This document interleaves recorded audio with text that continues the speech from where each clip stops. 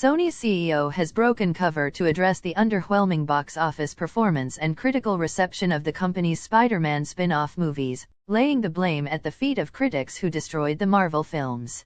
Outgoing executive Tony Vinciquerra, who joined the company in 2017 to oversee a difficult period in the wake of the now infamous 2014 cyber attack that damaged the studio, asked about his tenure, Vinciquerra told the LA Times that the recent release of Kraven the Hunter is probably the worst launch we had in the 7.5 years, so that didn't work out very well, which I still don't understand, because the film is not a bad film.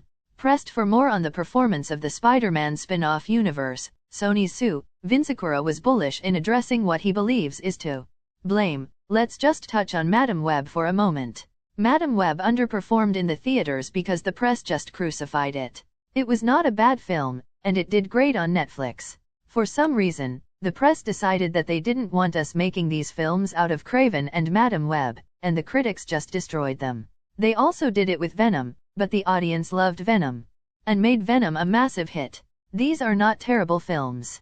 They were just destroyed by the critics in the press, for some reason. Further, the LA Times asked the executive whether he believes the Spider-Man universe strategy needs to be rethought, again suggesting that critics have an agenda against the Sue movies, and suggesting that critical response would be unfairly biased, no matter how good any future Spider-Man spin-offs would be. I do think we need to rethink it, just because it's snake-bitten.